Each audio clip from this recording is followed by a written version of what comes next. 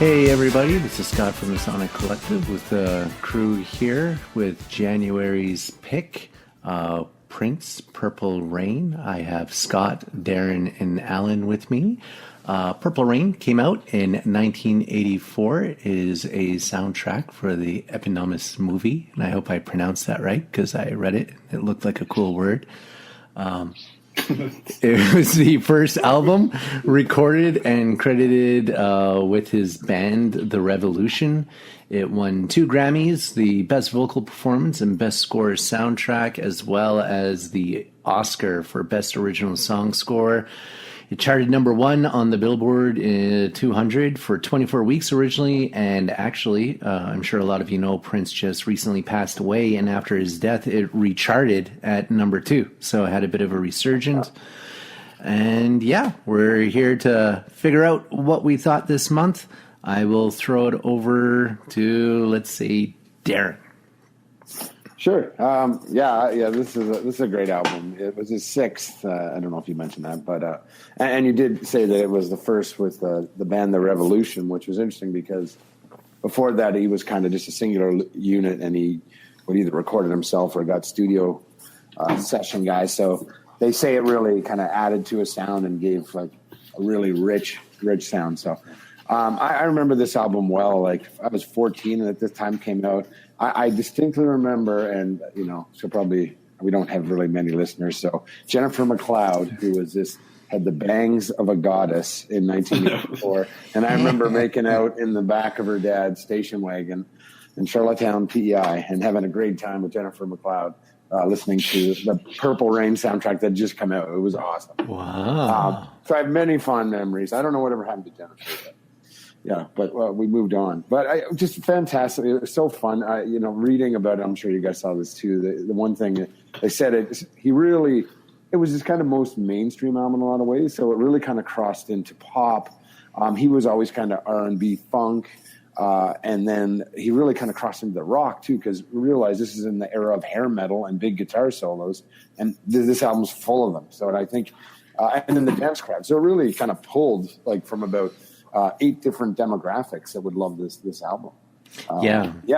Anyway, what do you think, Scott C? I'm super familiar with this album, and if I had to make up top 10 albums ever, this might even have to be in there. This was the first time I'd ever been exposed to Prince. I was living in Prince Edward Island as well. I was not old enough to be making out with any girls to the album, but I remember being intrigued, loving it, but also confused because this guy was wearing like fluffy pirate shirts and he was kind of like very womanly, but also a guy. And I remember I didn't understand the content of a lot of the songs, but I knew it was super sexual and I loved the album. And then since then, I listen to it multiple times a year, and listening to it this month, masterpiece is the word that keeps going through my head. And I'm not a diehard Prince fan, but it's an example to me where it fits the definitive album concept in that the songs are good on their own, but front to back, all 9 of them, just it flows. Like the way it kicks off with Let's Go Crazy, and then sort of mellows out a bit with Take Me With You, and then it gets darn right odd with Darling Nikki, and then by the end with Purple Rain, to me it is really like a journey, and it's like the quintessential album. I think it's absolutely, every song is fantastic. It flows perfectly. It's a masterpiece. It's incredible. Mm-hmm. Alan? Yeah, I gotta agree with you guys. I think it was fantastic. Really, really 80s, quintessential 80s sound, but I think that's okay. It still holds up. Like Scott mentioned, really strong start with Let's Go Crazy. And there were just a number of really memorable tracks. I don't know much about Purple Rain, the movie. I don't know anyone who's ever admitted to watching it. I just watched it today. Yeah, I'm going to have to watch it now because I like this. I really enjoyed this album, and I want to know how some of the content kind of fits in with the movie. How can you go wrong with a song like When Doves Cry? Like, you just can't. And Purple Rain is great. What really blew me away, too, is the guitar solos. Like Darren had mentioned, like in the era hair metal and, you know, guitar driven rock. I think Prince, he's like, everyone knows he's a fantastic singer, but I don't know that he gets the credit he deserves when it comes to his prowess with a guitar. And it really shines on a lot of these tracks. So I, you know, after the first listen, I was kind of hooked. Yeah, I'd echo a lot of that. Like he gets a lot of credit as a producer. He's the front man of the group, but the guitar work, 1999 was the album right before this, and it felt like there was more guitar on that than on the earlier ones. Like his first album just sounds like almost like a really high pitched funk album, right? And by the time he lands on this one, and you get into the guitar riffs. I mentioned before, Alan's pick last month, Depeche Mode, is out this exact same year as this album. So the synth, you can see the direction that the British are going with their synth as compared to what Prince is pushing with this funked out kind of crossbreed of rock that's also coming forward. We've mentioned on previous reviews how punk was really pushing forward into the 80s, and Cyndi Lauper and other people were still keeping elements of that alive. I feel like he's doing that with rock and with the guitar solos and that on this album. Scott mentioned Darling Nikki. What is up with that song? Yeah, that's absolutely wrong. I needed a shower. I know. I'd heard it about 6 times when I was just riding the train, and then I stopped on about the 7th and actually listened to the lyrics. And it's like I ran into her in a hotel lobby masturbating with a magazine. I'm like, hold up a second, like dial in. Let's see where this thing is going. And it was crazy. Alan, you should watch the movie because it is a different experience seeing how the songs come through, and they do thread into the plot of the movie. Although the movie is a product of the 80s and of Prince, and I don't know how those two things really ever managed to secure funding, because it's a work. You got to watch it. I don't remember the movie. I did see it, but I don't remember it. It's interesting. And there's actually a couple other bands that are in there too that kind of come from his crew. The Time is totally in that. Yeah. And that was actually a really interesting part too. So I've been exploring a little bit this evening. Like I said, I only watched it a little earlier today. So exploring them a little bit and just seeing. The Time is great. Yeah, and he's got fingers just all over the place, right? Like Apollonia, who is sings backup vocals on the album, but is also the lead actress in the movie. Just the bangles he was responsible for. Like, it always impresses me every time. Bangles, I didn't know that one. Oh yeah. Yeah. In fact, did you know he wrote the song "Nothing Compares"? Yeah, I do know that. Yeah. And they got in a literal fist fight over it. Oh, really? I didn't know that part. Oh, I would pay to see that one, though. Not a figurative fist fight, a literal fist fight. Wow. Yeah, I would have liked to watch that too. I would, if there's footage that will replace the Charlie Murphy's Hollywood celebrity thing where he plays basketball against Prince as my favorite Prince moment. Good Lord. You know, you said this has an 80s sound to it. Like, I got to rewatch the movie. I watched it when I was a kid. But actually listening to this, like, I don't think it sounds dated. I think you could play it for a kid now and they probably would have no idea that it's an old album. Oh, and it also, to me, time-wise, I know I've mentioned it many times on this thing. It's 44 minutes long. And every time I listen to it, maybe because I like it a lot, I'm like, oh, it's the last song already. Oh, man, Purple Rain. Like, the album just flies by. And I really think 40 minutes around that's the sweet spot of albums, man. Yeah. I would agree with that. Whatever fit on that 60-minute cassette, that was ideal. That was it.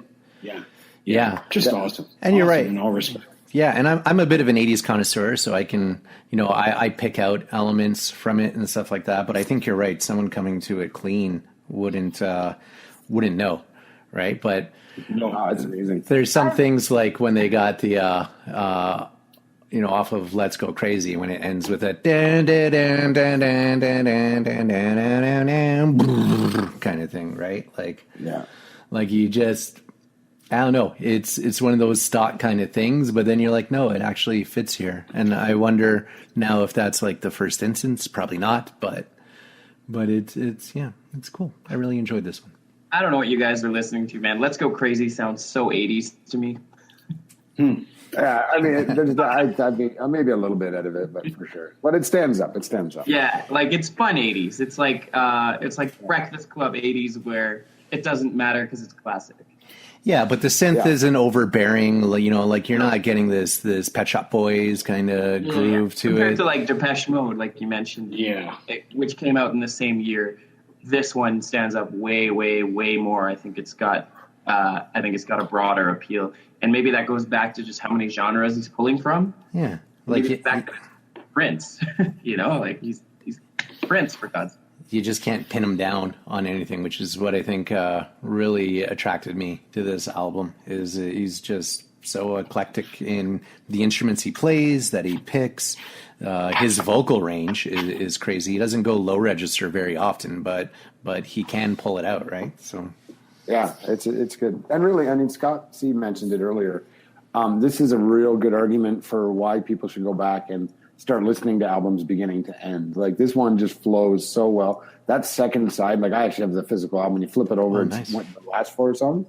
When Doves Cry, you put that on, and then you're like, that's such a good song. And then I Would Die For You come on, and like, oh my God, when I thought I couldn't get any more pumped, I pumped. And then the transition from I Would Die For You into Baby I'm a Star, I'm like, oh my God, this is the best ever. And you just go. And then and you're like, oh, I'm spent. And it's just like Purple Rain just to end. You're like, okay, this is like, that just took me on an adventure. It reminds me of Scott Coates and I years ago. I'm not sure why, but we had the best of Herb Alpert, and we used to get drunk at parties and just put it on, and literally the two of us would just get up and dance for people through the whole album because it really took you on an adventure and a ride. And we would do the whole album just for that. And that's what everybody. But it's just like such a good album, beginning to end. It really reminded me. And I'd say Purple Rain is like one of the ultimate closers for an album. I can't think of too many other albums that have just ended on such a strong, like you can feel yourself at the concert with your lighter out, just singing along. This is the final encore, and then the lights go down and there's nothing else you could possibly want. 100 years from now, you could ask somebody in life, like, oh, do you remember that old song Purple Rain? And like, oh yeah, that was one of the greatest from that century. When I was a DJ in Calgary, Purple Rain was often the last song of the night, or conversely, Let's Go Crazy. You could end the night at a club on either one, and great ends. And Purple Rain is 9 minutes long, but you never feel it. No, it's just with the solos and everything. Yeah. It's just that's about the length that song should be. Yeah. That's funny when you were saying the album's only 43 minutes long and one song is almost 9. Like that's it shows you how condensed the other ones are, right? Yes. Well, it is the eponymous song of the album. So, but none of the songs are even like that short, except for I Would Die For You, which is under 3 minutes. But everything else is like a pretty reasonable length. Yeah, that's true. Yeah, it's really well paced. Sure. Yeah, it's just not a 16-track album like a lot of them were coming out. Yeah, 3 of them are over 7 minutes, right? Let's Go Crazy, the full-length one. I don't know if that full-length one is on the album. And then Computer Blue is also 7 minutes, the original one. I think they're edited down. There's a lot of different configurations of this album, too, which is kind of weird.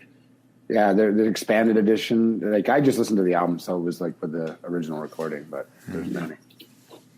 Cool. So what do we think of ratings-wise? Yeah, let's go around the table. All 5s for me. This is like one of those albums for me. Like I don't even have to think about it. This is going to be like a really quick cycle through the ratings. Yeah. Does anyone not give it all 5s? No.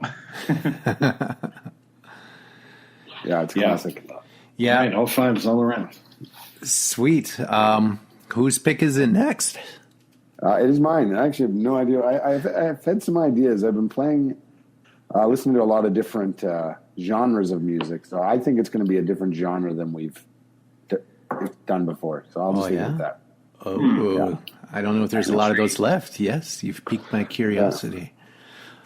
All right. Well, thank you very much, gentlemen, for going on this journey with me. I pull you back into the 80s again. I wanted to make sure it wasn't for, a bad reason. But I'm glad you all enjoyed it. I hope all of you out there enjoy it, and stay tuned for Darren's pick. Should be up almost the same time as this goes live too. So thank you again, and tune in next time for the Sonic Collective's pick for February 2018. Cheers. Cool.